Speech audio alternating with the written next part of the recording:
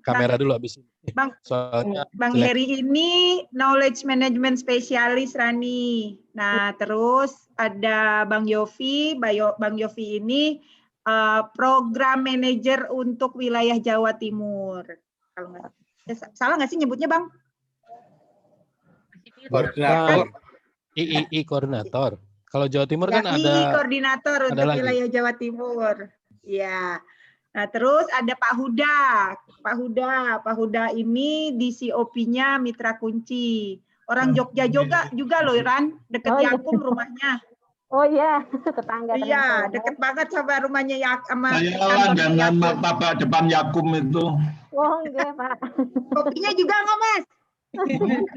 Belum dibuka Juga, itu yang depan itu yang lagi dibangun lagi ya. Iya, baru dibangun Pak, direnov. Iya. Iya. Dari Yakum siapa lagi yang ikut, Ran? Ya, ini kebetulan beberapa teman itu lagi di luar kota, ada yang di Lampung, ada yang di NTT. Jadi kita coba tunggu satu lagi, Mbak Suci. Saya coba kontak dia ya, Kak ya. Ya, oke. Oke, bentar.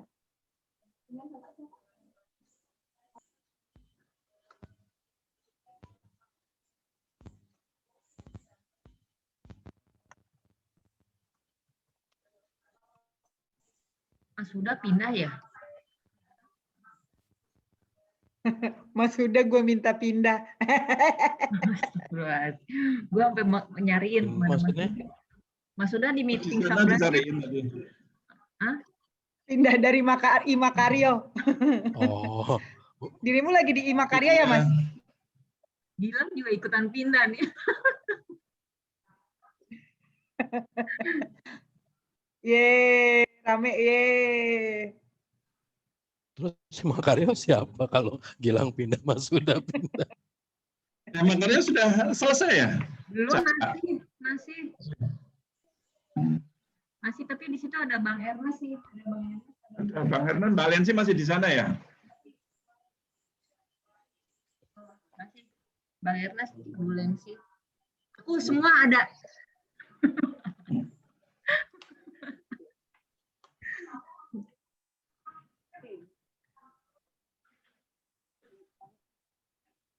Oke, kita nunggu siapa lagi nih yang dari MK, Cak?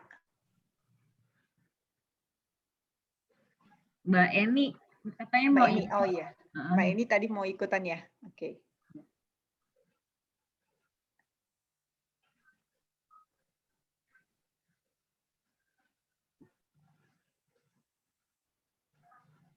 Aku izin mute ya Mbak Firly. Oke. Ini juga udah aku record juga. Sip. Thank you, Cak.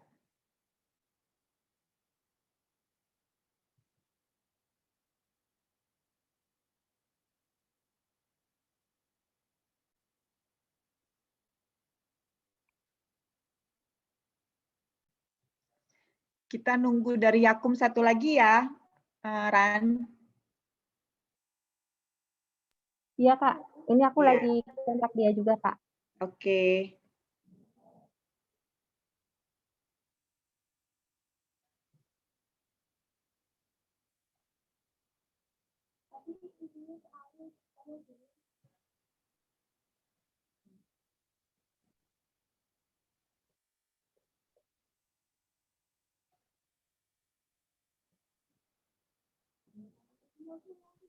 Mas sudah dipanggil di Makario, Mas.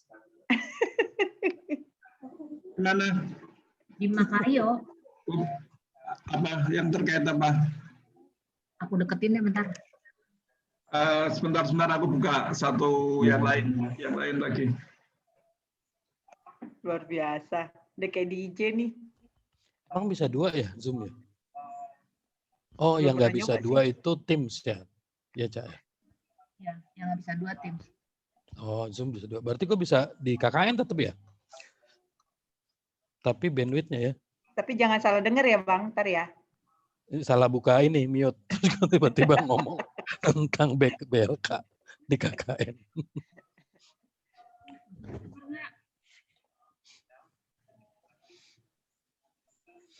Kak Firly, kalau mau dimulai boleh kita mulai dulu aja. Ini yang Mbak Suci sambil masuk ya. Oke, oke deh. Mas Huda masih di sini atau lagi di Makaryo? Di sini saya. Oke, siap. Baik, terima kasih semuanya teman-teman. Ada Mas Huda, ada Bang Heri, ada Gilang, ada Bang Yofi, ada teman-teman dari Yakum, ada Rani, dan nanti ada nyusul lagi teman satu lagi. Terima kasih untuk waktunya pagi hari ini. Jadi hari ini kita akan rapat gitu ya untuk koordinasi awal terkait dengan penyusunan buku panduan BLK inklusif gitu ya. Seperti yang sudah teman ketahui bahwa sebelumnya kita sudah mencoba membuat kayak semacam bidding dari beberapa lembaga gitu ya.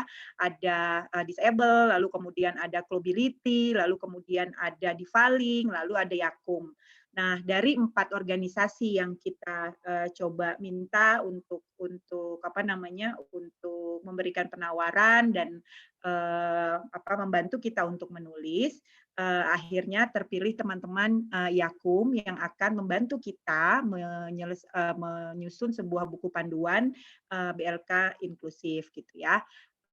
Mungkin dari Yakum perkenalan dulu sebelum kita kita mulai meetingnya. Silahkan nama dan juga mungkin bisa kasih pengantar juga terkait dengan organisasinya. Silahkan. Ya, makasih Kak Firly. Selamat pagi teman-teman semua. Saya Rani. Mohon maaf saya pakai masker karena ini ruangan ada orang lagi gitu di ruangan saya, jadi saya harus pakai masker.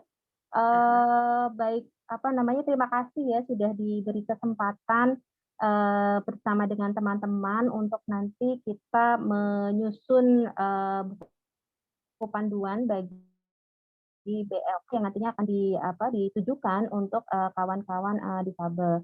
Nah, Pusat Rehabilitasi Yakum sendiri sebetulnya kami sudah berdiri sejak 35 tahun yang lalu, yang memang fokusnya adalah untuk advokasi serta pemberdayaan kawan-kawan disabilitas di Indonesia, seperti itu.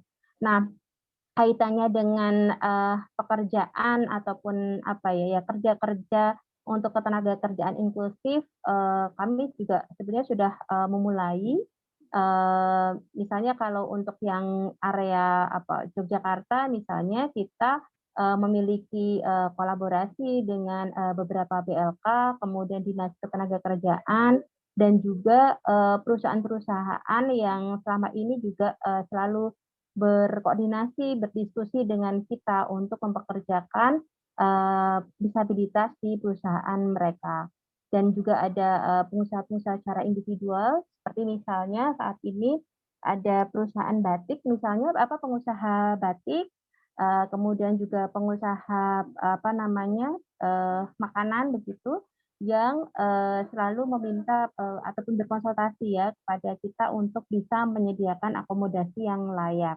Nah, kami sangat senang sekali nantinya bisa berkontribusi di program ini supaya nanti kita bisa elaborasi bersama-sama dan semakin memperkuat untuk pekerjaan ataupun ketenagakerjaan inklusif bagi difabel di Indonesia.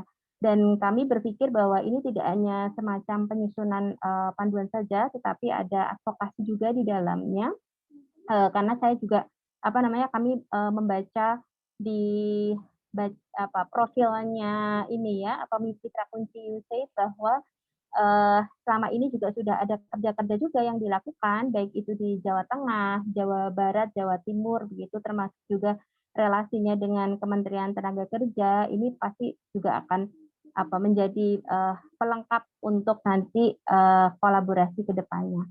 Kira-kira itu, timnya nanti di Yakum ini ada beberapa. Jadi saya sebagai koordinator, nanti kemudian ada Mbak Suci, saya nggak tahu sudah masuk atau belum. Jadi Mbak Suci ini nanti yang akan membantu untuk melakukan review beberapa kebijakan dan regulasi kaitannya dengan ketenagakerjaan yang inklusif. Kemudian Mbak Dewi itu nanti untuk bagian analisis gender isunya. Kemudian ada Mbak Rita dan Mbak Yuni yang nanti akan penyusunan modul dan juga untuk melit FGD yang nantinya akan kita lakukan bersama. Kiranya itu Kak Firly dan teman-teman.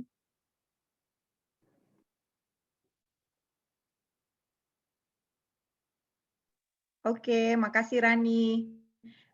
Dari Mitra Kunci, saya perkenalan akan minta mulai dari Gilang dulu kali ya, Pak Huda ya. Nanti Pak Huda sekalian kasih pengantar. Silakan Gilang, mungkin perkenalkan dulu.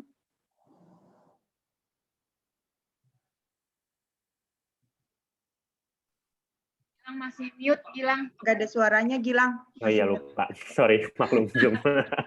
Salam kenal Mbak Rani dan teman-teman Yakum. Nama aku Gilang dan aku Youth Participation Officer dari Mitra Kunci. Oke, makasih Gilang. Silakan Bang Yofi. Ya, terima kasih ya. Selamat pagi semuanya ya. Saya Yofi. Nah, tadi mungkin sudah sempat cerita ya, kami memimpin tim di Jawa Timur ya. Memang untuk di Mitra Kunci kami di Jawa Timur itu spesifik untuk isu disabilitas ya. Saat ini lagi bekerja sama-sama dengan banyak sekali organisasi di 7 kabupaten ya. Organisasi penyandang disabilitas ya di 7 kabupaten. Dan tentu saja kami berharap juga nih di panduan ini karena ada sekitar 7 ya sampai saat ini 7 BLK yang dikelola oleh pemerintah provinsi maupun kabupaten itu kewalahan juga ya. Bagaimana kami harus mengimplementasikan atau tidak usah jauh-jauh ya. Ketika kami merekrut para peserta itu seperti apa kami harus berinteraksi dengan mereka. Nah kemarin kami mikir oke, kita ingin ada satu kegiatan dengan mereka, tapi masih bingung juga sampai tadi kami jam 9 itu obrol apa yang kira-kira cocok ya kita bawa ke BLK. Nah, kayaknya ini bakal jadi sesuatu yang akan kami bawa ya ke BLK yang nantinya menerima kawan-kawan penyandang disabilitas sebagai peserta di situ. Oke, saya Yofi ya dari Surabaya. Terima kasih. Oke, Bang Yofi, terima kasih. Selanjutnya saya minta Bang Heri untuk memperkenalkan diri. Silakan Bang Heri. Selamat pagi teman-teman. Saya Heri. Saya di Mitra Kunci mengurus urusan knowledge management, monitoring dan evaluasi. Juga diminta bantu-bantu Mbak Firly di private sector. Terima kasih. Oke, makasih Bang Heri. Selain itu ada Mas Wahono. Mas Wahono silakan memperkenalkan diri, Mas. Rambutnya baru nih. Gondrong. Assalamualaikum warahmatullahi wabarakatuh. Selamat pagi. Terima kasih Mbak Firly. Salam kenal, saya Wahono Kolopaking dari Mitra Kunci. Saya sehari-hari membantu teman-teman untuk advokasi dan partnership. Terima kasih. Oke, makasih Mas Wahono. Terakhir saya minta Mas Huda untuk memperkenalkan diri, sekaligus juga memberikan arahan di awal terkait dengan penyusunan buku panduan ini. Monggo Mas Huda. Terima kasih Mbak Firly, Mbak Rani, dan Mbak Yuni. Selamat pagi, saya Huda.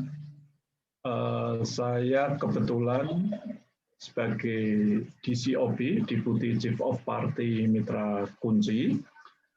Sangat senang teman-teman Yakum bisa bergabung membantu Mitra Kunci untuk menyusun buku panduan pelatihan yang inklusif bagi Balai Latihan Kerja. Mitra Kunci bersama Mbak Firly dan teman-teman sudah menginisiasi beberapa perusahaan swasta sebagai bagian dari mandat Undang-Undang 8 2016 yang minimal 1% pekerja dari penyandang disabilitas untuk swasta murni, sementara untuk pemerintah 2%. Nah, sebagaimana juga sering disampaikan oleh Bang Heri, salah satu tantangan kemudian adalah ketika private sector sudah membuka kesempatan itu, ternyata tenaga kerja terlatih untuk teman-teman penyandang disabilitas relatif kecil, sehingga antara permintaan dan ketersediaan jomplang. Nah, kalau kita identifikasi lagi terkait dengan ketersediaan yang minim itu, terkait dengan lembaga-lembaga pelatihan yang tidak cukup inklusif, sehingga teman-teman penyandang disabilitas tidak mendapatkan kesempatan yang sama dengan yang lainnya untuk bersaing karena mereka sejak awal tidak mendapatkan akses pelatihan yang layak, yang sesuai dengan kebutuhan mereka. Nah, di konteks inklusi itu sendiri, sebagaimana saya yakin teman-teman Yakum juga memahami, sebetulnya tidak hanya terkait dengan teman-teman penyandang disabilitas, tetapi pada aspek yang lebih luas, yang memastikan semua pihak, semua kelompok, semua orang yang selama ini tereksklud karena alasan apapun, seharusnya kemudian barrier itu bisa dibuang. Mitra Kunci memang fokus kepada salah satunya teman-teman penyandang disabilitas, karena kalau kita identifikasi dari sekian banyak kelompok yang tereksklud, yang terdiskriminasi, kita melihat pada piramida yang paling bawah adalah teman-teman penyandang disabilitas. Mandat Mitra Kunci sendiri sebetulnya tidak spesifik hanya untuk teman-teman penyandang disabilitas penerima manfaatnya.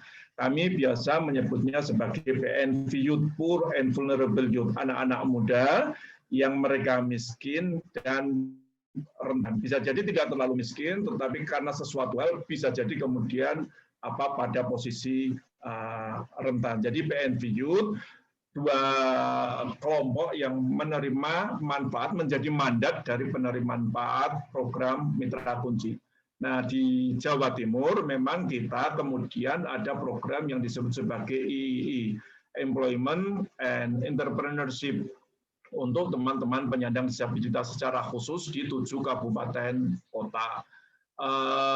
Jadi kalau bicara prioritas, memang kita ada semacam dalam tanda kutip mainstreaming untuk teman-teman penyandang disabilitas, tetapi semangatnya ingin kita tekankan adalah semangat inklusif, karena kemudian ada beberapa praktik karena sesuatu dan hal gitu kan, misalnya BLK yang tidak cukup siap memberikan pelatihan secara inklusif, akhirnya membuat kelas tersendiri. Sebetulnya bukan ingin mengeksklusifkan atau kemudian mencederai makna inklusif, bukan, tetapi karena memang mereka belum siap untuk mengelola kelas yang memberi kesempatan semua pihak duduk dalam satu kelas yang sama. Nah, lagi-lagi kami menyampaikan terima kasih pada Yakum sudah bersedia bekerja dengan Mitra Kunci untuk mengembangkan buku panduan ini. Buku panduan ini saya kira sangat strategis ke depan, karena di konteks proyek Mitra Kunci punya komitmen setidak-tidaknya ke Kementerian Tenaga Kerja akan membantu dalam tanda kutip ya, berdiskusi dengan teman-teman BLK komunitas. Kita tahu pemerintah beberapa tahun ini intensif membangun BLK komunitas sampai ribuan. Nah, semangat BLK komunitas ini kan sebetulnya mendekatkan akses. Tetapi di aspek mendekatkan akses, kami melihat masih ada lubang yang cukup besar terkait dengan teman-teman penyandang disabilitas. Lagi-lagi ketika menyebut penyandang disabilitas, bukan hanya penyandang disabilitas sesungguhnya, kalau kita mau buka lebih lebar lagi, tidak hanya teman-teman penyandang disabilitas.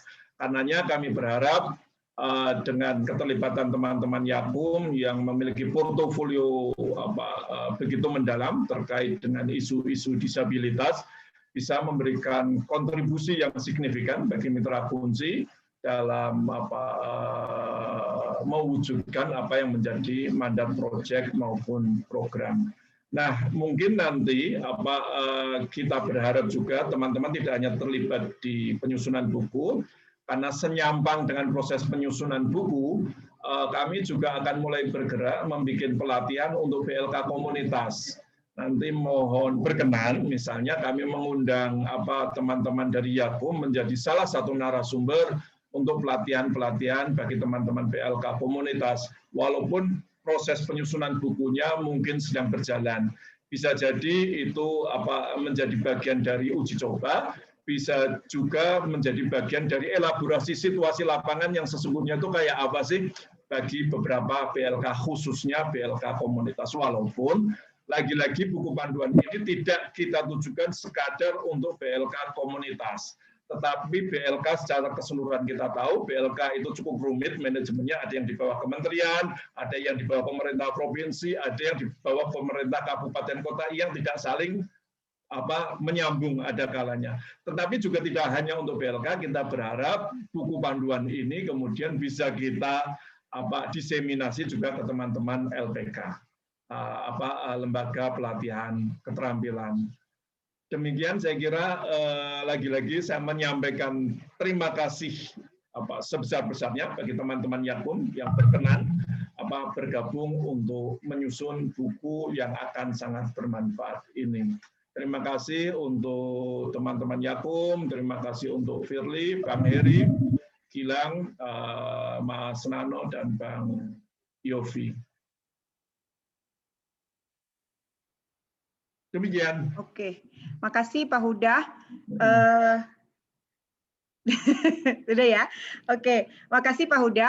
Baik teman-teman, nanti saya akan jadi saat ini saya akan coba memberikan dulu kayak semacam pandangan juga terkait dengan apa yang sudah dilakukan oleh Mitra Kunci bersama-sama dengan BLK selama beberapa tahun terakhir, selain dengan BLK komunitas yang sudah disampaikan oleh Pak Huda tadi sebelumnya. Nah, nanti setelah saya menyampaikan itu, saya juga akan minta teman-teman Yakum untuk mempresentasikan rencana kerjanya buku panduan BLK yang inklusif. Itu saya akan meminta kawan-kawan juga yang lain untuk memberikan masukan terhadap rencana kerja maupun juga mungkin ada substansi-substansi yang penting juga untuk diberikan masukan kepada teman-teman Yakum karena pengalaman kita juga selama ini bekerja dengan BLK maupun dengan pihak swasta, gitu ya kawan-kawan ya. Baik Mbak Rani dan teman-teman Yakum semuanya, sejauh ini memang kita sudah banyak bekerja dengan teman-teman BLK, khususnya untuk BLK di wilayah Jawa Tengah, Jawa Timur, dan juga sedikit di Jawa Barat, gitu ya. Dengan teman-teman BLK di Jawa Timur, kita kemarin bekerja sama dengan Saujana, gitu ya. Jadi bersama dengan teman-teman Saujana, Mitra Kunci juga sudah sebenarnya merampungkan sebuah modul buku panduan untuk pelatihan TOT bagi instruktur BLK supaya instruktur ini punya metodologi yang inklusif. Mereka mengajar atau memberikan pendidikan buat teman-teman disabilitas. Nah, sebelumnya bersama dengan Saujana juga Mitra Kunci juga menggagas atau mendorong BLK Surakarta di BLK percontohan inklusif gitu ya, dan sekarang sudah sudah terjadi. Salah satu BLK Surakarta adalah salah satu BLK yang mempelopori menjadi BLK yang inklusif selama ini. Gitu. Nah, selain itu kita juga sudah melakukan beberapa kali diskusi baik dengan BLK komunitas maupun BLK yang ada di bawah kementerian, provinsi maupun kabupaten kota untuk mulai membincang tentang BLK inklusif serta bagaimana supaya BLK bisa menjadi lebih peka atau lebih membaca kebutuhan pasar tenaga kerja supaya lulusan-lulusan dari BLK ini bisa istilahnya pakai di pasar tenaga kerja kita gitulah ya. Terkait dengan itu, pengalaman kita juga, jadi kita kepingin buku panduan ini tidak hanya ketika penyusunannya tidak hanya teman-teman Yakum dan teman-teman Mitra Kunci saja dalam penyusunannya gitu, karena kita kita ingin ada rasa kepemilikan yang cukup tinggi dari teman-teman BLK, baik utamanya di 3 wilayah yang tempat kerja MK, meskipun sebenarnya pengennya itu berlaku di seluruh Indonesia gitu ya. Jadi mungkin ke depan ketika penyusunan kita juga ingin sekali teman-teman Yakum bisa melibatkan BLK ini gitu ya, entah dia sebagai tim diskusi atau sebagai bagian dari tim penyusun gitu ya. Kenapa? Karena kita belajar dari proses ketika kita membuat buku panduan untuk perusahaan, di mana kita melibatkan secara lebih erat teman-teman perusahaan, ternyata buy-in-nya sangat tinggi gitu ya. Rasa kepemilikannya cukup tinggi. Jadi mereka membawa buku itu kemana-mana untuk memperkenalkan ke perusahaan-perusahaan lain kayak gitu. Nah, hal yang serupa kita juga ingin itu terjadi di BLK gitu. Buku panduan itu bisa menjadi panduan untuk seluruh BLK dan menjadi teman-teman BLK juga menjadi terlibat cukup erat di dalam proses penyusunannya. Itu kira-kira Rani. Kalau terkait dengan muatannya nanti itu kita akan berproses gitu ya dalam dalam diskusi-diskusi selanjutnya, atau mungkin dari teman-teman Yakum juga sudah punya pandangan ketika kita mau sebut BLK yang inklusif itu dia harus seperti apa gitu. Nah, itu komponen-komponen apa saja yang penting untuk kita masukkan di dalam sebuah buku panduan ini, itu nanti kita bisa diskusikan bersama-sama gitu. Ke depan untuk prosesnya sudah ada di dalam kontrak kerja, kita akan ada 4 kali FGD gitu ya, focus group discussion, yang itu nanti tentu saja prosesnya akan dikawal penuh oleh teman-teman. Kan teman-teman Yakum bisa juga mengusulkan kira-kira narasumbernya siapa saja yang bisa kita undang di diskusi itu sesuai dengan kebutuhan teman-teman Yakum ketika proses penulisan itu. Jadi nanti untuk teknisnya akan disiapkan oleh teman-teman di Mitra Kunci, tapi terkait kayak misalnya diundang, terus berapa orang pesertanya, itu masukannya tetap dari teman-teman Yakum. Gitu. Jadi sesuai dengan kebutuhan di lapangan yang dibutuhkan oleh teman-teman Yakum ketika menyelesaikan penyusunan buku panduan ini. Gitu. Saya akan serahkan ke teman-teman. Mungkin di awal minta Rani sebagai koordinator untuk penulisannya untuk memaparkan juga tentang rencananya seperti apa proses penulisan yang akan dilakukan oleh teman-teman Yakum. Silakan Rani. Ya, makasih Kak Firly, Pak Huda atas pengantarnya. Saya boleh share screen ya? Iya, monggo. Barangkali bisa diberikan akses untuk share screen dulu. Oke. Karena saya pakai dua device, satu HP, satu laptop. Sudah bisa. Caca. Udah bisa kok. Yang mana nih Mbak Rani yang mau Oke. Ya, udah. Udah ya. Oke. Sudah bisa diakses kah? Ya, sudah kelihatan. Ya, baik. Ya, Kak Firly dan teman-teman, jadi ini adalah kerangka kerja dari tim PRY yang nanti tentu kami sangat memerlukan input dari kawan-kawan semua begitu. Tapi kalau dari kerangka kerja ini setidaknya ada 7 alur gitu yang nantinya akan kami lalui begitu. Yang pertama adalah koordinasi tim internal kita, kami maksudnya, dan ini bagian internalnya kami begitu. Tapi kemudian yang nanti akan juga melibatkan kawan-kawan dari Mitra Kunci itu adalah bagian 2 sampai ke 7. Di bagian 2 itu adalah sebelum melangkah lebih dalam, kami akan melakukan audiensi dan koordinasi dengan beberapa stakeholder terkait. Lalu setelah itu kami akan melakukan collecting data dan informasi, baik itu secara daring ataupun secara luring begitu. Lalu selanjutnya yang keempat, kami akan melakukan desk review terkait dengan berbagai kebijakan dan regulasi yang ada kaitannya dengan ketenagakerjaan inklusif. Kemudian yang berikutnya itu adalah dari hasil desk review, kemudian akan ada penyampaian hasil desk review. Yang keenam adalah mulai untuk melakukan penulisan panduan, dan yang terakhir adalah diseminasi panduan ataupun launching-nya seperti itu. Nah, untuk timeline-nya sendiri ini memang kami masih belum detail ya, tetapi untuk bagian 2 sampai 5 itu akan dilakukan di bulan Mei sampai awal Juni. Lalu di bulan Juni sampai Agustus itu adalah mulai pada penulisan panduan dan diseminasi.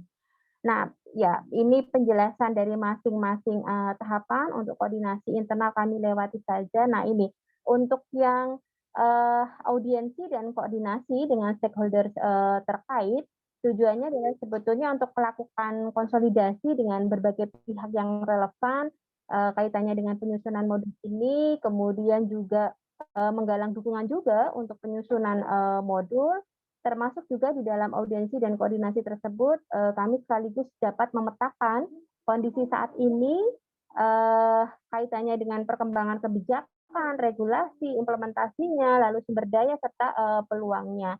Seperti yang tadi disampaikan di awal oleh Pak Yofi, karena sudah ada pekerjaan di 7 kabupaten yang tentu pasti ada banyak informasi yang relevan yang nanti bisa mendukung untuk penyusunan modul ini.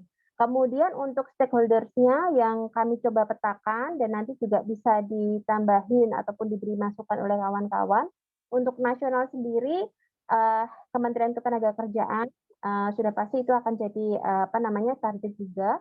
Lalu selain itu juga kantor staf presiden, karena beberapa pengalaman kami di KSP itu karena ada salah satu stafnya yang difabel dan beliau sangat komit ya untuk isu-isu disabilitas. Nah, ini akan sangat bisa membantu kita kalau nanti kemudian kita arahkan agar BLK itu kemudian menjadi BLK yang inklusif seperti itu, dan dia sangat bisa mendorong beberapa kementerian untuk mengupayakan supaya ketenagakerjaan itu menjadi lebih inklusif. Kemudian untuk stakeholders di level daerah, BLK tadi kawan-kawan juga sudah menyampaikan juga ada BLK Jawa Tengah, dan bahkan di Surakarta tadi ya sudah menjadi BLK percontohan. Itu sangat baik nanti untuk bisa dielaborasi. Kemudian kami juga ingin berdiskusi juga dengan BLK Jawa Timur dan Jawa Barat begitu. Nah, selain BLK juga ada Dinas Tenaga Kerja. Di sini masih kami tuliskan usulan kabupaten kotanya ya, karena kami memerlukan informasi kabupaten mana saja yang sekiranya nanti bisa direkomendasikan oleh kawan-kawan supaya nanti kami bisa melakukan audiensi dan koordinasi. Ya baik itu di Jawa Tengah, Jawa Barat, kemudian di Jawa Timur seperti itu. Lalu untuk perusahaan-perusahaan, ini yang beberapa perusahaan yang coba kami masukkan begitu. Ada Sritex di Sukoharjo, ini yang setahu kami Sritex perusahaan garment yang sudah menerima difabel sebagai tenaga kerjanya, dan bahkan Sritex ini juga menyediakan pelatihan kerja bagi difabel yang sebagai calon tenaga kerjanya. Jadi sudah ada model job matching ya antara kebutuhan dengan support keterampilan yang harus dimiliki oleh calon tenaga kerja. Lalu juga bersama dengan hotel-hotel jaringannya Yakum, kemudian pengusaha batik misalnya, dan mungkin ada rekomendasi lainnya dari kawan-kawan. Lalu untuk DPO sendiri kami juga hendak melakukan audiensi, koordinasi juga dengan Cikal, disable, kemudian kerjabilitas ini maksudnya dengan si Saljana ya, yang sebelumnya juga sudah berkolaborasi juga dengan kawan-kawan mitra kunci. Baik, ini adalah di bagian kedua. Lalu yang ketiga untuk collecting data dan informasi. Nah, beberapa jenis data dan informasi yang akan kami coba himpun itu adalah soal kebijakan dan regulasi soal ketenagakerjaan, kemudian juga kebijakan regulasi soal pelatihan kerja yang baik itu yang dilakukan oleh pemerintah dan non pemerintah itu kondisi existing-nya itu seperti apa, kemudian juga bagaimana sejauh ini implementasi dari kebijakan dan regulasi tersebut, lalu juga bagaimana peluang akses kerja bagi difabel, termasuk juga data kaitannya dengan gap ketenagakerjaan di Indonesia, termasuk job matching yang tadi disampaikan juga oleh Pak Huda bahwa sebetulnya begitu besar peluang yang sudah dibukakan, tetapi ketersediaan tenaga kerja difabel yang sesuai dengan kebutuhan dari perusahaan itu masih terbatas. Lalu juga kita ingin melihat juga bagaimana inovasi-inovasi yang sudah dilakukan oleh pemerintah, CSR, ataupun DPO di dalam penempatan kerja dan juga pemberian pelatihan kerja. Lalu juga peta kebutuhan tenaga kerja difabel, serta tantangannya. Baik itu tantangan yang berasal dari internal, dari difabel itu sendiri, dan eksternal. Baik, lalu yang bagian keempat dan 5, ini kaitannya dengan desk review dan penyampaian hasil desk review.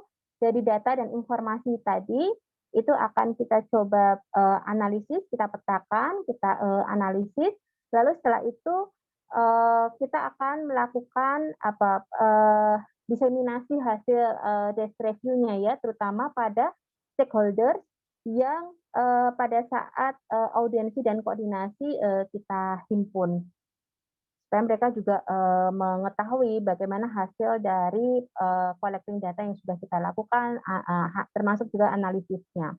Nah, bagian yang ke-6 itu adalah sudah mulai pada penulisan panduannya. Jadi prosesnya itu adalah ya kita akan penyusunan outline. Tentu outline ini berdasarkan dari hasil desk review sebelumnya. Kemudian kita akan lakukan FGD untuk penyusunan panduan yang termasuk juga stakeholders yang akan kita undang nanti juga akan bisa memberikan feedback atas outline tersebut. Lalu yang berikutnya tim akan melakukan penulisan panduan untuk draft 1-nya, lalu FGD draft 1 supaya bisa mendapatkan feedback atas draft yang sudah disusun, kemudian finalisasi panduan, lalu yang berikutnya adalah audiensi panduan final ini kepada kementerian, barangkali tidak hanya kementerian ya, tapi kantor staf presiden tadi juga akan menjadi target audiensi juga. Kemudian yang terakhir itu adalah launching panduan. Ya kiranya itu jadi yang ke-7 itu launching panduan sudah masuk di dalam slide ini. Kiranya itu Kak Firly dan kawan-kawan, kami sangat memerlukan inputnya ya dari kawan-kawan sekalian. Mbak Suci barangkali ada tambahan?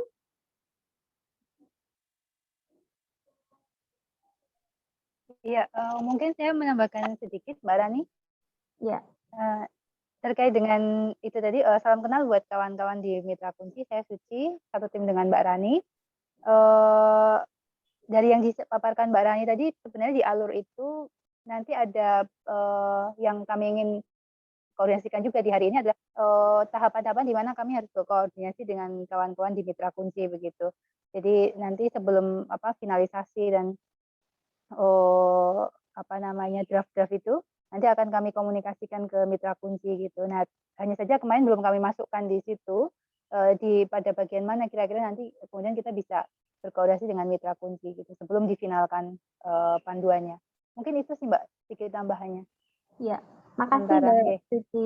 Yes. Begitu Kak Firly dan kawan-kawan.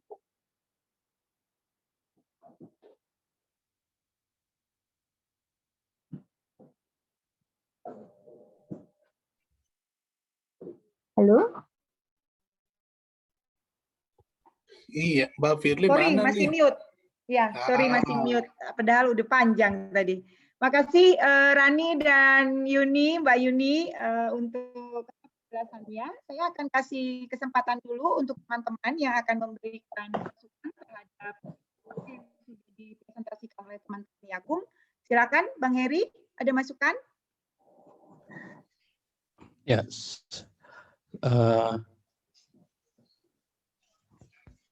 halo. Ya, silakan Bang. Ya, ya saya kebetulan tadi sebelum meeting sambil menunggu orat-oret gitu, jadi saya mungkin izin mau share orat-oret yang saya buat. Beberapa sih nampaknya sudah muncul juga di presentasi yang barusan disampaikan gitu. Yang saya share yang mana ya tadi ya? Oh, salah share ya kayak. Yang nampak apa? Ini ya, ada tulisan bagian kosong. utama. Masih kosong? Ya, ini dia. Udah. Oh ya. Oh ya benar. Soalnya tadi di meeting yang lain takutnya saya salah men-share. Yang terbayang di saya adalah beberapa hal ini mungkin Mbak terkait juga dengan tanggung jawab saya di knowledge management dan juga yang tadi saya sampaikan membantu juga Mbak Firly di private sector. Jadi berdasarkan pengalaman kemarin kita ngobrol dengan berbagai pihak dari private sector, dari juga dengan BLK-nya gitu, kita sempat ngobrol baik dengan pengelola maupun juga dengan alumni gitu ya. Nah, kurang lebih mungkin yang bisa kami sampaikan seperti ini, yang kami bayangkan ya. Tapi ini saya bayangkan, mungkin bukan kami bayangkan, karena mungkin nanti ada masukan yang agak berbeda dari teman-teman yang lain. Tapi yang saya membayangkan ketika kita membuat panduan untuk BLK gitu ya, setidaknya ada 2 bagian utama gitu ya.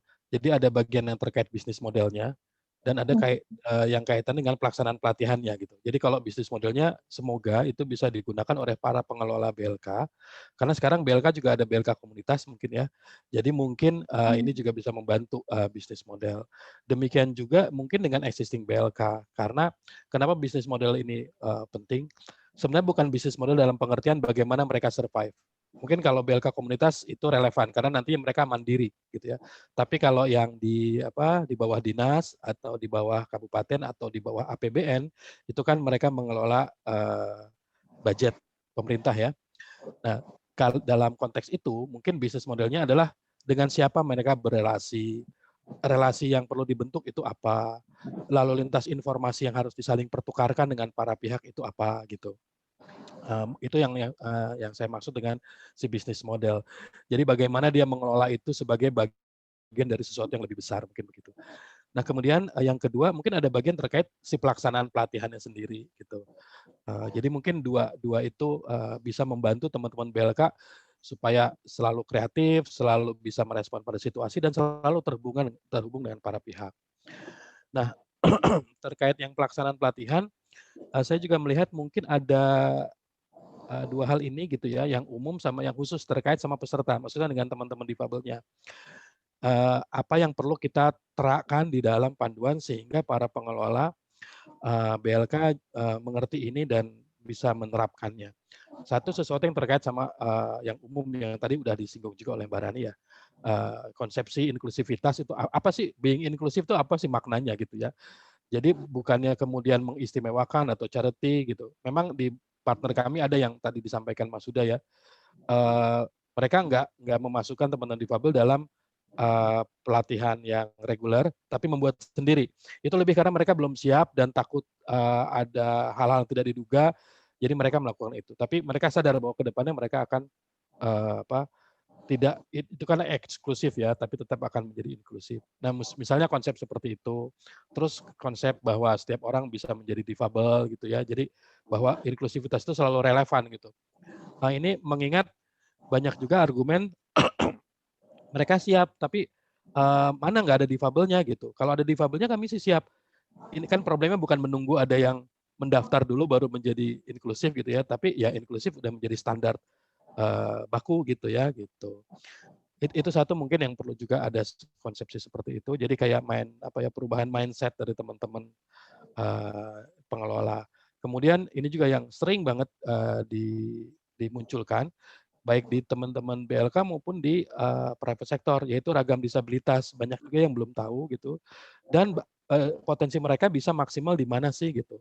Kalau disabilitas adalah sebuah kendala gitu ya, dalam artian bagaimana mengatasinya gitu ya, bagaimana mensupportnya. bidang kerja apa saja sebenarnya mereka cocok, atau bahkan mereka justru menjadi lebih baik dari teman-teman difabel yang bukan difabel misalnya, jika memang demikian. Intinya adalah menjawab pertanyaan, kalau kita ingin memberi keterampilan atau pekerjaan kepada teman-teman difabel, mereka cocoknya apa sih? Kalau yang tidak bisa melihat, itu apa pekerjaan yang cocok? Itu banyak sekali pertanyaan, dan saya kira perlu direspon, karena itu pengalaman kami membuka kemudian peluang yang begitu besar ketika mereka sudah nyaman dengan hal seperti ini. Bahkan di beberapa industri disabilitas mental juga kan sudah mereka berani ambil gitu, karena ada materi seperti ini kurang lebih. Jadi kami berharap itu juga bisa dimasukkan. Dan saya rasa Mbak Firly juga materinya sudah ada gitu ya, tinggal diintegrasikan. Kemudian juga terkait dengan membangun relasi. Jadi mungkin di situ ada materi bagaimana membangun relasi dengan teman-teman difabel. Karena itu juga menjadi sesuatu yang juga sering ditanyakan oleh teman-teman di private sector. Sehingga kalau itu bisa disiapkan di tempat pelatihan, maka itu menjadi baik. Baik dari teman difabel ke yang non difabel ataupun sebaliknya. Karena mereka suka tanya, bagaimana sih berhubungan, kalau mau nolong takut tersinggung, nggak mau membantu gitu, dan seterusnya. Itu seringkali banyak yang kayak gitu. Kemudian kayak penyebutan juga kan, banyak yang masih normal, tidak normal. Bukan berarti mereka itu mengurangi nilai teman-teman difabel, tapi nggak pernah dapat training aja gitu, bagaimana menyebut yang benar gitu ya. Sempurna, tidak sempurna gitu, misalnya kan kadang seperti itu ya. Kemudian soft skill ini juga mungkin penting, karena salah satu tantangannya adalah ketika soft skill tidak disiapkan, maka mereka secara mentalitas gitu ya, saat itu ya juga jadi tidak ready gitu, sehingga ketika masuk ke sebuah tempat kerja atau sebuah tempat pelatihan di mana orang-orang di sana belum terbiasa, kemudian banyak tantangan, itu membuat mereka jadi mundur gitu. Banyak kasus misalnya udah mendapatkan pekerjaan 2 minggu kemudian mereka resign, karena bukan karena perusahaannya, tapi suasananya itu begitu tidak nyamannya, karena masing-masing pihak tidak tahu bagaimana berrelasi. Nah itu juga mungkin penting soft skill gitu ya. Kemudian yang khususnya itu ragam disabilitas dan akomodasi layak mungkin. Jadi kalau ini mungkin lebih ke hard skill-nya ya. Kalau trainingnya mengenai IT mungkin dikenalkan juga IT yang ramah difabel. Kalau itu menjahit misalnya mungkin ada spek-spek tertentu, mejanya seperti apa misalnya dan seterusnya. Yang lebih sifatnya hardware lah mungkin ya. Jadi terkait akomodasi layak, terkait dengan hard skill. Nah itu mungkin terkait sama isinya ya. Terus yang lain-lain mungkin terkait panduan, Mbak, nantinya kalau naskahnya sudah ada, ilustrasi sudah ada, mungkin kita nanti bisa ngobrol tentang pendekatan visual. Karena kita punya produk-produk lain, biar ini aja inline gitu Mbak, biar terasa muncul dari satu sumber yang sama. Nanti mungkin di saat dia diskusi pas naskahnya sudah ada, kita sudah bisa mulai dari itu. Nah mengenai metodenya mungkin kami menyarankan, dan itu tadi sudah ada ya, bakal ada diskusi gitu, yang terkait sama BLK tadi Mbak Firly juga ada cerita, BLK Surakarta itu yang pertama 2 tahun yang lalu itu. Tapi dulu bikinnya nggak sistematis gitu Mbak. Jadi nggak atas panduan, tapi kita based on assessment gitu ya. Kita mengembangkan, sudah hasilnya sudah ada gitu, reasonable accommodation ada, terus kemudian juga disadari perlunya soft skill dan seterusnya. Nah itu BLK Surakarta, mungkin juga yang lain ada BLK Banyuwangi ya, yang di angkatan keduanya gitu. Kalau nggak salah Situbondo ya, Mbak Firly ya, satunya lagi Situbondo. Nah itu yang mereka melakukan reasonable accommodation, mereka melakukan pembenahan dari manajemen, baru kemudian mereka merekrut. Nah ini ada kasus juga menarik dari BLK Wonojati nih di Mas Yofi nih, Bang Yofi ya. Kemarin jadi BLK Wonojati itu yang tadi saya cerita itu Mbak, yang mereka belum berani, terus ya udah kita bikin kelas khusus aja deh buat teman-teman disabilitas. Mungkin menarik juga mendengarkan pendapat mereka, proses mereka dalam adopsi itu Mbak. Karena itu mungkin merefleksikan juga BLK-BLK yang lain, apa yang mereka consider sebagai tantangan, peluang, kenapa kok ya mereka mau gitu ya. Terus support apa yang mereka butuhkan misalnya dari para pihak. Mungkin itu menarik untuk menjadi bahan juga. Dan terakhir ini mohon maaf agak panjang ya Mbak Firly ya. Yang terakhir mungkin pengalaman kami, ini adalah gambar yang kami gunakan sebagai kayak model gitu Mbak. Model pengembangan ketenaga kerjaan inklusif berbasis pasar kerja. Jadi ketika kita memulai program ini, kita sadar bahwa semua pihak udah bekerja. Ada di PO, Yakum sudah 35 tahun gitu ya Mbak ya. Terus BLK juga ada, perusahaan juga ada, terus mandatnya juga ada yang 1% itu, atau BUMN 2%. Wirausaha yang mendampingi teman difabel juga ada. Tapi yang satu kami lihat adalah kayaknya ada satu yang kurang gitu. Yang satu kurang itu ternyata adalah pipeline Mbak. Melihat ini sebagai sebuah pipeline. Jadi masing-masing bekerja sendiri. Jadi ekspresi kayak ini tentu saja simplifikasi yang luar biasa gitu ketika saya bilang masing-masing bekerja sendiri. Tentu saja di sana sini selalu ada bentuk-bentuk yang ideal. Tapi secara gerakan yang masif rasanya belum gitu. Dan kita mendapatkan ekspresi-ekspresi misal dari BLK suka ngomong gini misalnya, kadang kami suka mikir juga itu anak-anak itu kerja di mana ya gitu. Mereka kerja enggak ya gitu. Karena apa? Karena melihat BLK sebagai BLK saja gitu. Jadi lokusnya masih silo gitu ya, masih di dalam lokusnya masing-masing. Jadi mungkin yang berbeda model ini dari model yang existing lainnya mungkin adalah kita mencoba meng-highlight pipeline itu, Mbak. Nah itu ingin kita juga highlight bahwa memang BLK nggak bisa kerja sendiri. BLK kalau nggak tahu difabelnya ada di mana, juga tidak akan pernah bisa menerima difabel gitu kan, walaupun mereka sudah ready gitu. Atau sebaliknya, teman-teman dengan disabilitas yang ingin mendapatkan keterampilan jadi nggak dapat karena nggak tahu informasi di mana ada tempat yang memang sudah ideal untuk mereka misalnya seperti itu. Nah, jadi harus ada lalu lintas informasi. Nah, ini kadang yang simple ini mudah dilihat di meja gitu ya, tapi ternyata di lapangan itu real masalah real gitu. Atau sebaliknya, itu sebelum mereka ke BLK. Setelah mereka ke BLK pun jadi masalah. Karena misalnya di mana ya perusahaan yang bisa menerima mereka? Ekspresi yang tadi saya cerita itu kan dari para instruktur tuh ya, mereka kerja di mana ya gitu. Tidak semua BLK memiliki kecakapan untuk melihat pasar kerja gitu. Jadi itu mungkin perlu diterapkan juga gitu ininya, bahwa mereka bisa mendapatkan informasi pekerjaan itu dari mana.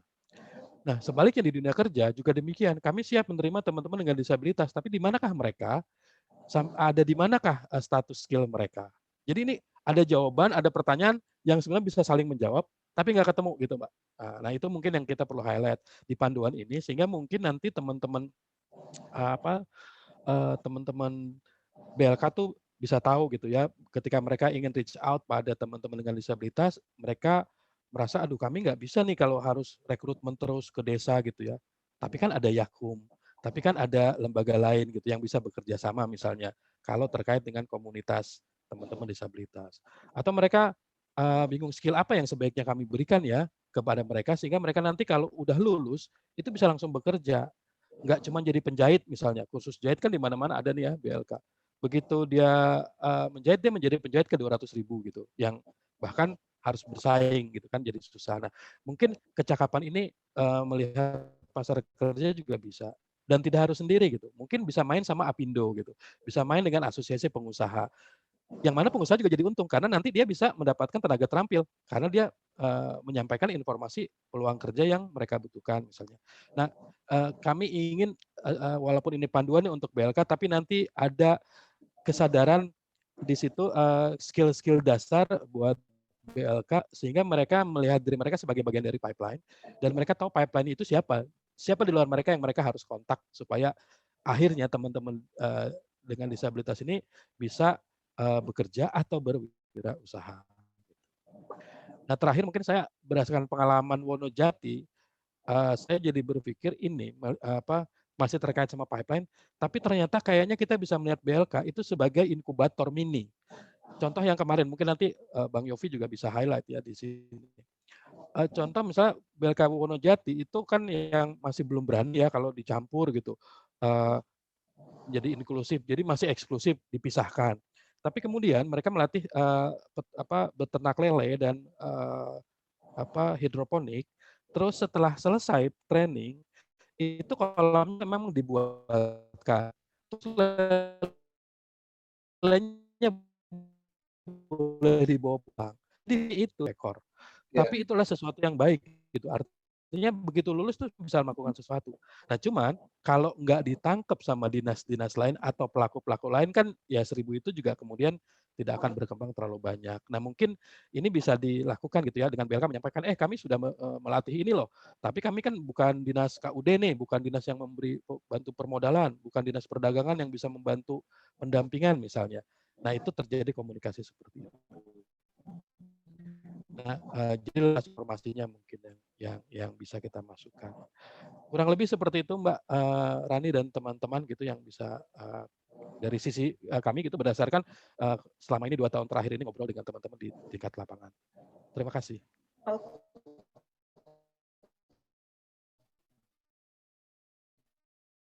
Oke, juga beri kesempatan ke Bang Yofi yang tadi udah sempat disebut-sebut. Ada masukan lain di wilayah Jawa Timur relasi dengan teman-teman BLK? Silakan, Ini ya, Bang Yofi. memang seperti tadi saya sebut di awal, Bang Heri juga sempat sebut dengan sangat baik tadi ya. Paling tidak dari 7 BLK yang saat ini bisa kita minta untuk mulai menerima peserta dari kawan-kawan difabel, itu masalahnya cenderung sama ya. Kecuali yang punyanya nasional ketika itu sudah didampingi oleh Saujana, mereka sudah mulai percaya diri untuk terima ya. Tetapi yang lain itu masih belum ya. Misalnya di Surabaya, kalau tadi Bang Heri sudah cerita yang di Malang, yang di Surabaya, terus yang di Pasuruan itu kamilah yang harus ini ya, istilahnya menyediakan pendamping ya. Misal nih ketika ada kawan-kawan rungu yang ingin ikut, akhirnya kami harus gimana caranya cari pendamping dari juru bahasa isyarat itu, dan nampaknya itu lumayan high cost di situ ya, walaupun akhirnya kita bisa ketemu cara yang sedikit lebih murah, kita hubungi SMALB setempat, oke, kita kasih transport setiap hari untuk bisa ada di BLK. Tetapi saya kira cara ini tidak bisa berlangsung lama ya. Ketika tidak ada program, saya kira yang lain juga kewalahan untuk dapatkan dananya ya, terutama untuk itu. Nah, dengan kata lain, niatan itu sudah ada, tetapi mereka juga sadar bahwa mereka sendiri juga tidak bisa apa-apa ya. Tetapi menarik di mana itu, kalau tidak salah, ya lagi-lagi di Pasuruan ya, kalau tidak salah itu, si BLK juga akhirnya rasa, kayaknya kalau kayak gini mending kita saja coba dilatih itu juru bahasa isyarat, sekalian kami nanti ketika ada peserta yang sama bisa kita layani, dan mereka tidak pakai banyak pikir, ya sudah langsung saja belajar dari pendamping yang sudah ada dari si peserta itu sendiri, dan nampaknya setelah mereka lihat ternyata bisa, walaupun belum fasih berbahasa isyarat, tapi minimal mereka sudah bisa berkomunikasi ya, instruksi-instruksi penting itu sudah bisa mulai mereka berbahasa isyarat gitu. Nah, dengan kata lain memang kadang-kadang ada situasi tertentu yang membuat para BLK itu akhirnya belajar dengan sendirinya. Tentu saja ini cara yang tidak sistematis, mereka spontan saja ada ambil inisiatif di situ ya. Kalau yang lain itu masih belum berani ya.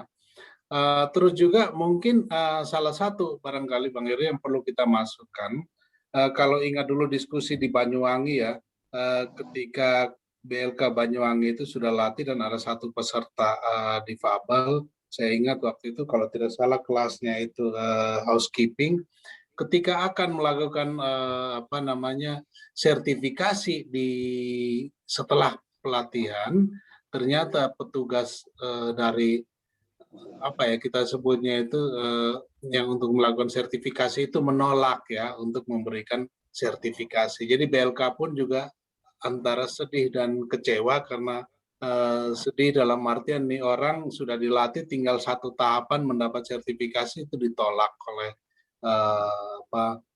para penguji itu ya, karena penguji itu dari lembaga sertifikasi profesi beda lagi, mereka tidak banyak bisa memberikan apa-apa gitu.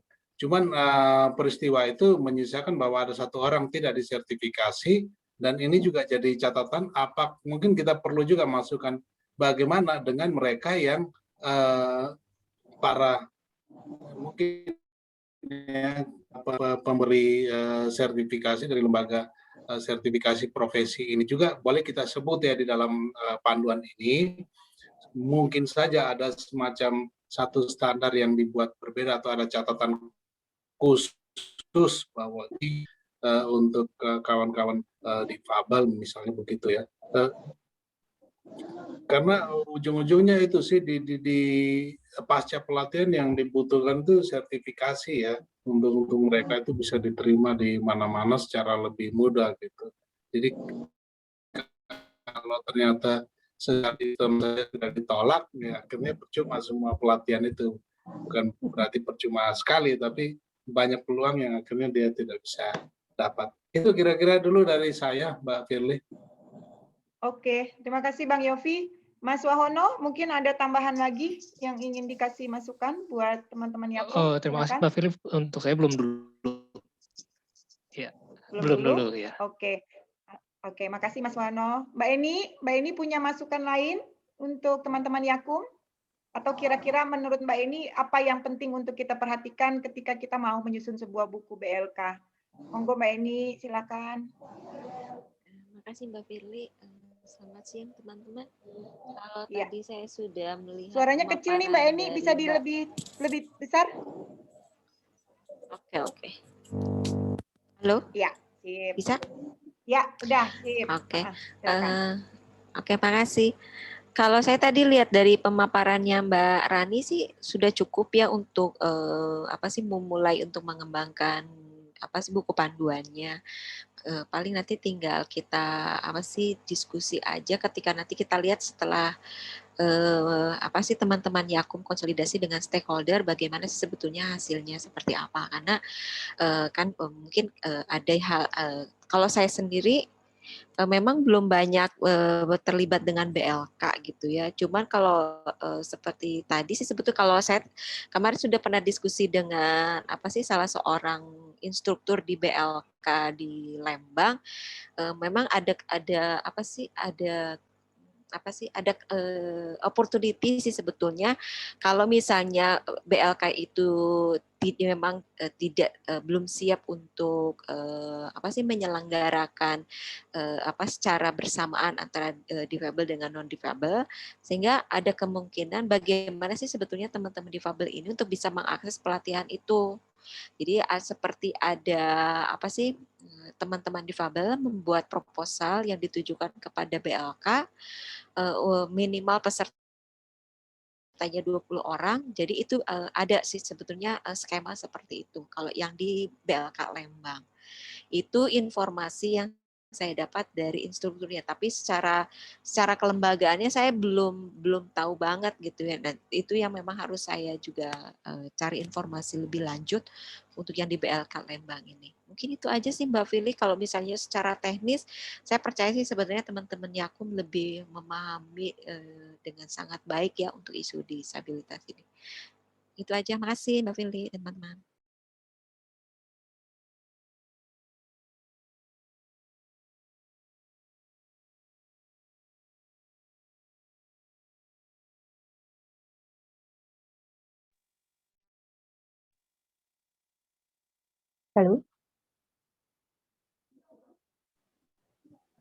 Halo, sorry. Aduh, aku lupa mute. Makasih Mbak Eni. Mungkin saya berikutnya kasih kesempatan ke Gilang. Gilang mungkin punya pandangan juga. Gilang ini kan banyak diskusi nih dengan teman-teman muda gitu ya. Mungkin ada pandangan juga karena dalam banyak prakteknya ternyata banyak juga anak-anak muda yang justru masuknya lewat BLK gitu ya. Kira-kira apa yang penting untuk diperhatikan? Silakan Gilang. Benar-benar, aku ada catatan beberapa sebenarnya. Tadi sebenarnya hampir semuanya dicakup sama Mas Heri ya, tapi mungkin saya elaborasi beberapa. Jadi konteks sedikit Mbak Rani, saya sekarang handle youth engagement di Mitra Kunci. Dan sekarang kita lagi bikin jaringan, kurang lebih ada 15 organisasi pemuda ya, yang berbasis KESI. Tapi kan kalau nama inklusivitas bahasnya kan nggak hanya disabilitas ya, di juga ada kompleksitas sendiri gitu ya. Tapi kalau yang ini fokusnya disabilitas, Jadi ada beberapa hal yang mungkin saya mau sampaikan nih yang sempat keluar di diskusi teman-teman juga gitu. Yang pertama saya sepakat banget dari yang Mbak Rani omong awal tentang kayaknya bagus ya kalau guideline-nya bisa juga jadi wadah advokasi gitu. Jadi bukan hanya urusan teknis yang kayak panduan masalah operasional lah, tapi juga pelan-pelan gimana cara non teknis ya. Jadi ada dua hal nih Mbak yang saya mau catat juga. Pertama masalah kemitraan sebenarnya. Karena kalau misalnya saya lihat dari diskusi teman-teman juga, sebenarnya secara jujur kayaknya BLK tuh jauh banget ya dari obrolan orang muda gitu ya, apalagi terutama buat organisasi pemuda yang khususnya ngebahas tentang disabilitas gitu. Sedangkan yang saya lihat mirisnya adalah kalau diobrolin lagi sebenarnya banyak banget organisasi kepemudaan yang mereka udah ngerjain apa yang BLK lakukan. Dan kalau tadi dibahas tentang Mas Heri masalah relasi dan Mas Yofi juga ya tentang relasi ke orang-orang disabilitas, mereka punya relasi yang lebih dekat sebenarnya daripada mungkin beberapa BLK yang mungkin mereka masih belum paham nih arahnya kemana atau saya masih belum dikenal gitu ya. Jadi kalau saya boleh contoh, saya boleh idekan mungkin di guideline-nya ini kita bisa masukkan panduan kemitraan ya gitu. Atau lebih paradigmanya adalah bagaimana kita bisa pakai pendekatan crowdsourcing gitu Mbak, atau urunan ya. Karena nggak lagi kan semuanya harus di-handle sama juga gitu. Masalah teknis kayak JBI, kurikulum, itu mereka nggak perlu reinventing the wheel gitu, karena udah ada beberapa komunitas yang sebenarnya udah lebih fasih di sana gitu. Dan menurut saya kalau ini bisa dijembatani dan bisa dimasukkan ke guideline-nya dalam bentuk paradigma kemitraan ya bagus banget bisa diekspor ke sana. Itu juga bisa diekspor masalah tentang fasil misalnya. Karena banyak juga beberapa organisasi disabilitas orang muda yang udah fasilnya juga lumayan kuat buat memberikan training gitu. Dan yang kedua, aku mau juga ini lebih ke substansi ya Mbak ya, masalah kurikulum sebenarnya. Mungkin salah satu yang saya lihat hasil dari organisasi ini, mereka juga memperlihat seberapa modern ya, quote and quote kurikulum dari BLK yang sudah ada gitu. Karena lagi-lagi salah satu tantangan disabilitas yang sering banget diobrolin adalah standar kompetensi. Karena pekerjaan mintanya ya udah standar kompetensinya apa gitu. Kita juga mau fair kan. Nah, standar kompetensi ini kan juga tricky ya Mbak ya, karena kadang-kadang kita nggak bisa menyamakan juga standar kompetensi antara yang pekerja muda yang normal, pekerja muda yang tidak disabilitas dan juga dengan disabilitas gitu. Nah, yang saya rasa kayak bisa dieksplor bahwa bentuk-bentuk kurikulum yang lebih luas dan modern, kayak contohnya tadi Mas Heri sempat bahas masalah inkubasi ya, atau termasuk entrepreneurship, kewirausahaan, itu adalah salah satu kurikulum yang bisa nambah competitiveness nih. Jadi lebih kompetitif pekerja disabilitasnya gitu. Jadi nggak lagi fokus di pekerjaan kelas 2 gitu, masalah teknis, masalah BLK-nya ini. Menurut saya kalau kita bisa masukkan fokusnya ke sana, orientasinya lebih ke pekerjaan yang punya value added, punya competitiveness gitu ya, berbasis inkubasi, berbasis kewirausahaan, berbasis teknologi kalau memungkinkan gitu ya. Itu juga bisa jadi ada appetite buat orang juga gabung ke BLK ini gitu. Dan saya juga mau address masalah soft skill sebelumnya tadi Mas Heri sebutkan. Ini juga penting karena kadang-kadang orang fokusnya ke skill teknis, jadi nggak dibahas di soft skill gitu ya. Salah satu isu yang sering dibahas di organisasi pemuda disabilitas adalah beberapa rekan muda disabel ini sayangnya masih punya mindset yang charity gitu. Jadi mereka lebih dalam artian mereka pengen diperlakukan secara ekstra karena mereka punya kekurangan.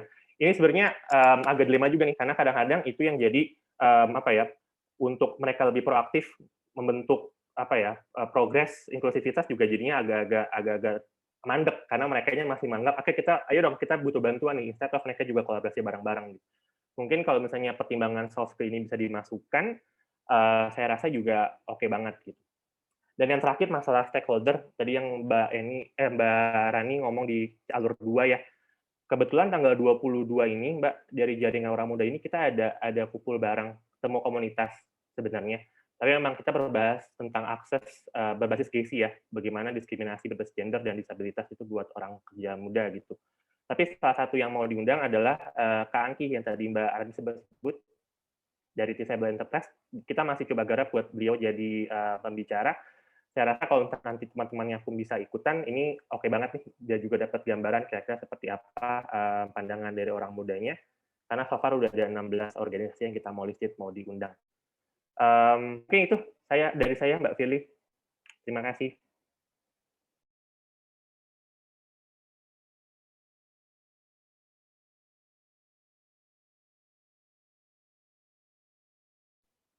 Mbak Fili masih mute juga lagi ya, atau gimana?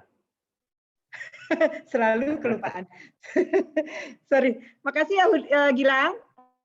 Saya ke Pak Huda. Mungkin Pak Huda mau ada tambahan lagi atau ada masukan lagi terkait yang dipresentasikan oleh Mbak Rani? Kalau aku sih sebetulnya masukan dari teman-teman dan tadi presentasi Mbak Rani sudah cukup clear ya terkait dengan tahapan-tahapan soal penyusuan buku panduan ini. Nah, kalau boleh titip misalnya, karena buku ini sebetulnya akan lebih pada how to-nya, bagaimana teman-teman lembaga pelatihan, entah itu PLK, LPK, atau bahkan kalau bilang tadi menyampaikan komunitas, bisa menyelenggarakan pelatihan yang ramah untuk teman-teman penyandang disabilitas, gitu kan. Nah, karena aspek di how-to, saya kira mungkin nanti perlu juga kita memasukkan, nggak tahu nanti pada aspek mananya atau pada langkah yang mana, tetapi setidak-tidaknya kita butuh informasi yang nanti juga bisa menjadi feedback bagi lembaga pelatihan itu ataupun bagi kita ketika nanti kita melakukan penilaian secara umum, yaitu semacam checklist assessment lah, seinklusif apa menurut mereka, gitu kan?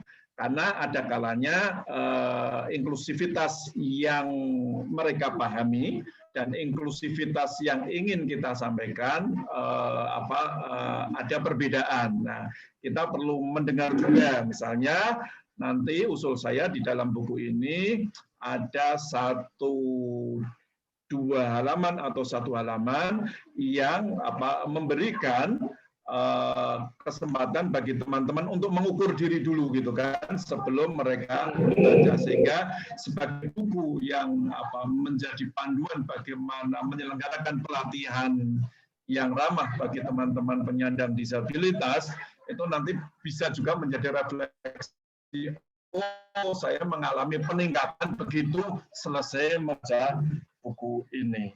Kayak self assessment tools gitu ya Mas ya? Jadi kayak misalnya ya teknisnya nanti bagaimana saya kira, tetapi itu menjadi hal yang penting juga untuk feedback juga bagi lembaga itu maupun bagi kita nanti untuk melihat ada progres atau tidak. Itu saja sih saya. Oke, Mas Huda, terima kasih. Mbak Rani, kalau dari saya mungkin tadi udah disampaikan beberapa ya sama teman-teman. Kalau ya saya sepakat dengan Pak Huda bahwa ini buku ini ada lebih ke how to-nya, how to be inclusive buat BLK maupun LPK. Jadi kita nggak hanya ngomongin tentang BLK, tapi juga LPK secara keseluruhan gitu ya. Jadi lembaga latihan kerja, karenanya tadi mungkin kalau tadi Bang Heri mempresentasikan kalau misalnya mau diskusi dengan BLK yang udah inklusif, tadi kayaknya bukan Situbondo Bang, tapinya Sidoarjo. Jadi ada BLK Surakarta, BLK Sidoarjo, BLK Banyuwangi gitu ya. Terus tadi ada tambahan lagi satu lagi Wonojati gitu ya. Terus tapi mungkin juga bisa juga kita ajak teman-teman LPK juga yang selama ini menjadi partnernya Kementerian Tenaga Kerja untuk bisa memberi masukan juga gitu, karena ternyata dalam kesehariannya Kementerian Tenaga Kerja juga beberapa melibatkan LPK ini juga gitu, untuk pelatihannya itu satu. Terus kemudian yang kedua tadi juga kita garis bawahi gitu ya tentang kalau mau jadi BLK inklusif kita juga nggak cuma memperhatikan tentang bangunan fisiknya gitu, tapi tentang instrukturnya, terus kemudian alat peraganya gitu ya. Tadi Bang Heri juga udah sampein kira-kira alat yang dipakai untuk untuk latihan komputer gitu ya misalnya gitu, itu udah inklusif belum sih buat teman-teman BK gitu kan. Pasti kan kalau teman-teman netra pasti harusnya menggunakan komputer yang punya aplikasi tertentu misalnya seperti itu juga penting untuk diperhatikan. Lalu kemudian kalau cara mengajar itu bisa kita lihat referensinya dari buku modulnya Saujana gitu ya. Tapi penting juga untuk ngelihat juga bahwa lingkungannya itu nggak cuma lingkungan fisik, tapi tentang tim yang ada di BLK sendiri, teman-teman administratifnya, teman-teman satpamnya, atau tim yang lain yang ada di di BLK di luar instruktur misalnya seperti itu. Itu kan juga mendukung ketika teman-teman disabilitas masuk ke dalam lembaga pelatihan, dia juga kan harus secara menyeluruh itu bisa dilihat gitu sebagai orang yang juga inklusif gitu. Nah, terus kemudian belajar dari pengalaman kita membuat buku panduan dengan perusahaan gitu ya. Ternyata penting juga tuh Mbak Rani, kita punya box-box khusus misalnya tentang tips-tips gitu ya.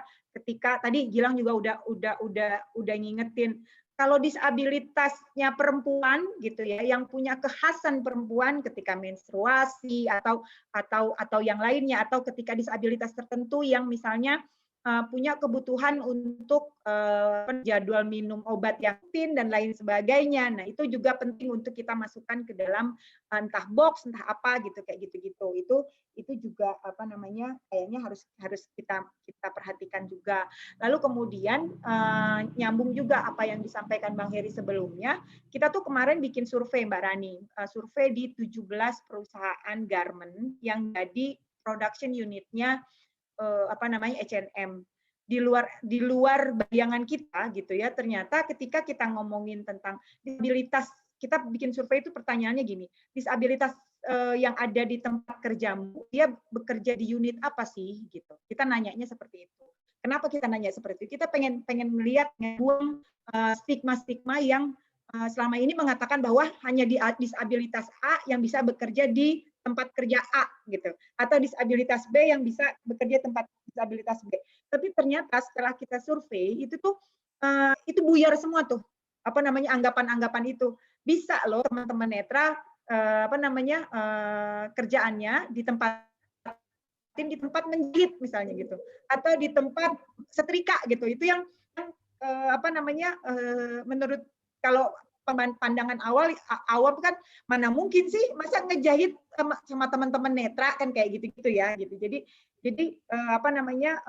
dari awal mungkin juga kayak yang seperti itu ya, informasi-informasi seperti itu juga udah mulai diperkenalkan juga gitu. Entah dia misalkan karena kan bisa aja biasnya itu bukan di tempat kerja tapi di tempat pelatihan misalnya. Oh, karena kamu netra jadi kamu belajarnya yang ini aja ya, kayak gitu-gitu kan pasti kan selalu ada gitu kan. Ya, jadi bukan berdasarkan minat bakat, bukan berdasarkan ke kemampuan, tapi udah dijurusin duluan nih oleh BLK-nya gitu ya, udah dikasih penjurusan berdasarkan analisisnya sendiri gitu, nggak ditanya, nggak diapa kayak gitu-gitu. Nah, itu mungkin bagian-bagian itu juga penting untuk kita perhatikan dan kita masukkan di dalam buku panduan ini gitu. Nah, tadi kalau misalnya linknya perlu kemana apa segala macam, mungkin itu bisa di bagian kayak entah di lampiran, kira-kira ada kesempatan apa sih atau mungkin perusahaan yang selama ini sudah ramah terhadap disabilitas gitu ya, supaya jadi nanti rekanannya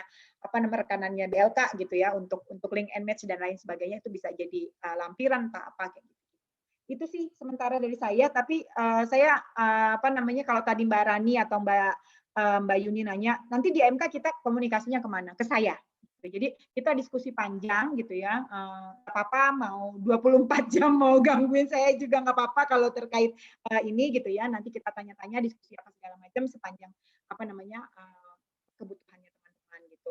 Nah terus kalau terkait dengan tadi yang langkah-langkah yang dipresentasikan sama Mbak Rani di awal gitu ya, mungkin saya kasih memberikan catatan aja sedikit kayak misalnya proses audiensi, apakah audiensinya itu luring atau dia daring gitu, atau kita bikin diskusi-diskusi sendiri gitu, atau ini mekanismenya seperti apa gitu, karena bagian-bagian itu penting untuk kita bincangkan di awal supaya nanti pada pelaksanaannya kita nggak terlalu banyak di bagian ini sehingga nanti nggak punya waktu untuk penyelesaian penyusunannya, kayak gitu-gitu aja Mbak Rani, nanti kita diskusikan itu. Dan juga kan kalau misalnya memang harus ke daerah mana, ketemu dengan BLK mana gitu kan, kayak gitu-gitu, itu juga kan harus ada yang disiapkan juga sama timnya Mitra Kunci mensupport keberangkatannya teman-teman Yakum misalnya.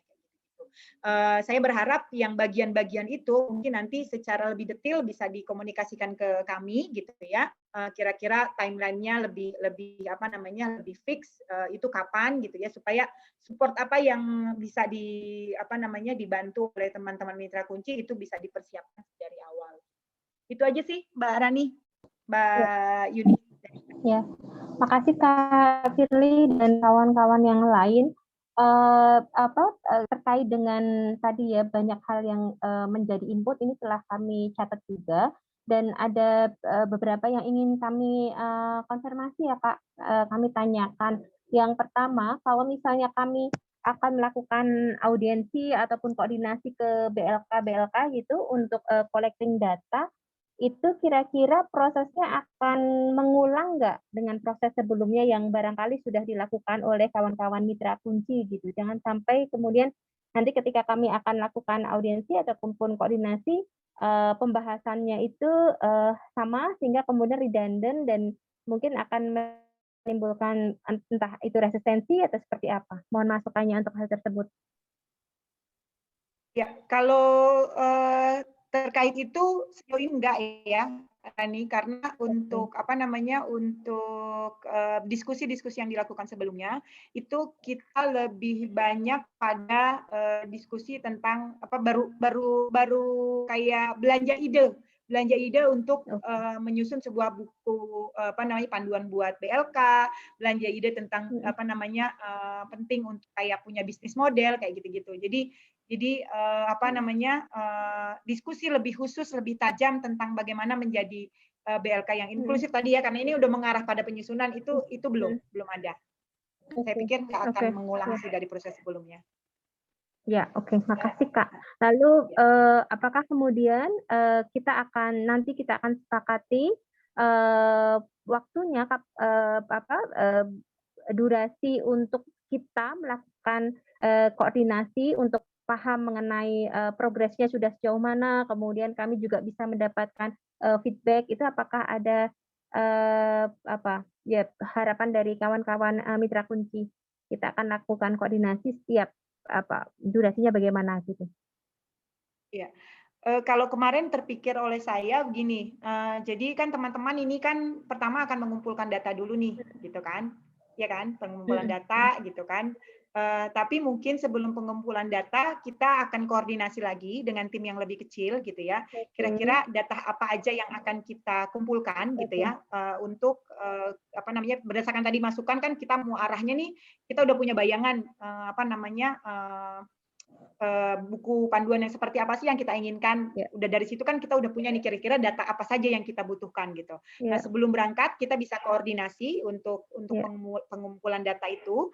Lalu kemudian nanti setelah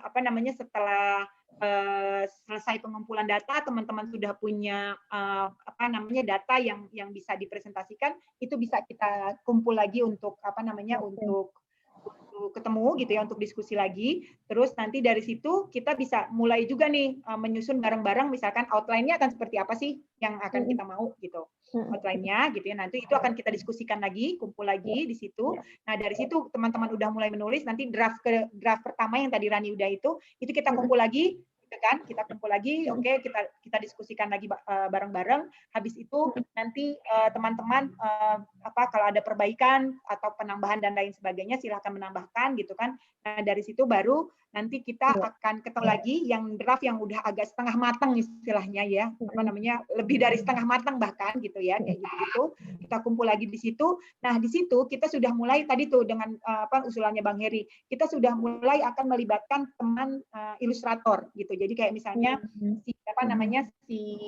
teman kita selama ini dengan Mas Rio misalnya gitu ya, yang selalu membuat ilustrasi-ilustrasi dari buku-bukunya kita gitu ya, supaya kita punya visualnya juga dapat, tapi teksnya juga dapat supaya bukunya menarik ini kayak gitu. Nah, itu kita udah mulai melibatkan itu, baru habis itu kita diskusi lagi di draft yang terakhir sebelum itu gitu. Oke. Ya, makasih Kak. Dan nanti kita akan kontak ke Kak Firly untuk misalnya bisa mengakses hasil survei tadi ya yang dilakukan ke 17 perusahaan garment, kemudian modulnya yang dibuat oleh kawan-kawan Sojana, termasuk tadi catatan yang menarik juga dari Pak Heri ya soal pipeline tadi itu menarik, dan recordingnya untuk meeting hari ini. Itu Mbak Suci, kira-kira ada tambahan Mbak Suci? Satu hal aja Mbak, terkait dengan tadi kan disebutkan ya soal beberapa stakeholder yang BLK yang kemudian selama ini sudah punya praktek baik begitu yang mungkin bisa kita gali informasinya. Nah kemarin kita sempat diskusi di Yakum begitu, harapannya kan ini tadi ya penekanannya bahwa buku panduan ini tidak sekedar dipakai untuk pegangan BLK saja, tapi bagaimana ini jadi proses advokasi kita juga kepada pemerintah untuk mendorong BLK-BLK yang bisa inklusif gitu. Nah kemarin kita sempat diskusi apakah ini hanya sebatas pada yang bisa kita gali info ya, apakah sebatas pada BLK yang di wilayah mitra kunci, atau kita bisa ke beberapa wilayah di Indonesia, misalkan kita ambil satu di Indonesia bagian barat, kemudian timur gitu kan, tadi kan ada di rata-rata di tengah ya, di Jawa ya gitu. Nah apakah itu memungkinkan gitu, nanti kan akan berkaitan dengan yang ditanyakan Mbak Firly juga terkait dengan penggalian datanya akan seperti apa, luring atau daring, kemudian kebutuhannya akan seperti apa gitu. Nah mungkin kami ingin konfirmasi di awal juga sebelum nanti kita mengajukan gitu konsep yang lebih detail terkait dengan baik strukturnya maupun proses penggalian datanya dan penyusunan panduannya. Mungkin itu Mbak dari saya. Ya, makasih Mbak. Oke, ya, makasih Mbak Suci. Kalau dari karena kita kan sebenarnya buku ini dipakai untuk seluruh BLK ya, nggak cuma BLK di 3 provinsi gitu ya. Mungkin sejauh ini kita bisa libatkan BLK-BLK yang lain gitu ya, tapi mungkin sementara masih kayak daring misalnya gitu ya Mbak Suci ya. Belum kayak kita mendatangi si BLK itu di luar dari 3 wilayah kerjanya MK gitu ya, mitra kunci. Kalau misalnya sepanjang itu kita bikin secara daring, berapapun BLK dan dari wilayah manapun mungkin bisa kita libatkan. Itu kali ya Mbak Suci ya. Atau Pak Huda ada masukan terkait ini, usulan? Buku panduan ini saya kira memang digunakan tidak hanya untuk BLK yang ada di 3 provinsi ya, tapi memang di konteks proyek kita punya mandat prioritas di 3 provinsi ini. Sama sih dengan Firly, kalau memang dibutuhkan, kita mendengarkan masukan dari teman-teman BLK di luar ketiga provinsi itu, selama kegiatannya dalam proses daring, kita bisa undang untuk melibatkan mereka. Ya, oke. Terima kasih Pak Huda. Ada lagi Mbak Suci? Ya, sudah sih Mbak, sementara itu saja. Karena supaya kita bisa dapat insight juga dari kawan-kawan BLK yang mungkin selama ini belum bersinggungan dengan kawan-kawan yang kawan-kawan MK ya, khususnya yang selama ini sudah memberikan meningkatkan awareness mereka soal inklusivitas gitu. Jadi biar kita lihat nanti buku ini bisa kemudian dipakai oleh yang sama sekali nol, atau yang mereka sudah tingkatnya advance atau bagaimana gitu. Gitu sih Mbak, biar compact aja bukunya. Makasih Mbak Firly. Ya. Iya, benar-benar. Iya, makasih. Ada lagi Mbak Rani? Dari Yakum sudah cukup, Mbak. Sudah cukup, oke. Teman-teman yang dari MK, ada lagi yang mau ditambahin? Bang Heri, Mas Wahono, Mbak Eni, Gilang, Pak Huda? Dari saya udah cukup, Mbak Firly. Makasih banyak. Cukup, Bang Heri cukup, Mas Wahono cukup, Mbak Eni. Terima kasih. Nanti kalau misalnya ada hal yang nanti saya kontak Mbak Firly dulu. Thank you. Oke, siap. Makasih Mbak Eni. Gilang, ada lagi tambahan? Oke, makasih Gilang. Pak Huda udah? Cukup. Kalau udah, Pak Huda mungkin juga bisa langsung menutup juga, Pak Huda. Tinggal ditutup saja kan. Silakan Pak Uda. Terima kasih Firly, teman-teman Mitra Kunci dan teman-teman Yakum. Senang diskusi kita produktif, sudah kelihatan gambarnya. Laksana mau gambar itu sebetulnya kita sudah punya blad, tinggal nata saja. Paling jika nanti di luar konteks penyusunan buku ini misalnya, kami juga ingin sesekali waktu melibatkan teman-teman Yakum sebagai narasumber untuk sesi dengan BLK komunitas yang juga sekaligus sebetulnya bisa menjadi bahan bagi teman-teman Yakum untuk mempertimbangkan sejauh mana sih varian dari lembaga pelatihan itu. Saya kira itu. Terima kasih teman-teman Yakum, terima kasih teman-teman Mitra Kunci. Senang bisa diskusi dalam pertemuan siang ini. Oke. Mbak Firly, sebentar boleh Mbak Firly? Iya, gimana Cak? Silakan. Untuk administrasi, minta izin untuk ngambil fotonya boleh ya Mbak? Oke, silakan Cak. Tolong on kamera teman-teman semuanya. Silakan Cak, tapi saya belum on kamera. Mas Uda, Gilang, Mbak Eni, Mbak Yuni, Mas Wahono, mohon izin kameranya dinyalakan biar bisa saya ambil fotonya. Oke. Sebagai pelengkap administrasi. Saya pakai hijab nggak apa-apa ya? Nggak apa-apa. Kamu hijabnya kemana Mas Ini ke Wahono? bawah angin kemarin. Oke.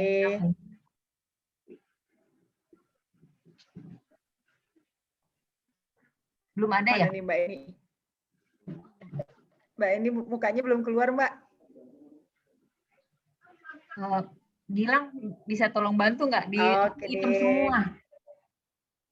Oke, Kuku. Lanjut ya. Oh, udah keren banget PC-nya Pak. Ayo. 1, 2, 3.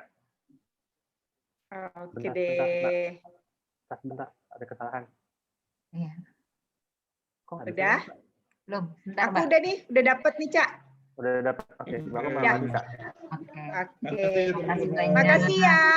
Rani, terima kasih. Terima kasih. Mbak Suci, makasih. Terima Sehat kasih semua. semuanya. Pak Firly, makasih ya. Makasih Mas Ono. Gilang, makasih ya. Pak Uda, Bang Heri. Eni. Izin pamit. Dah. Pamit ya. Terima kasih.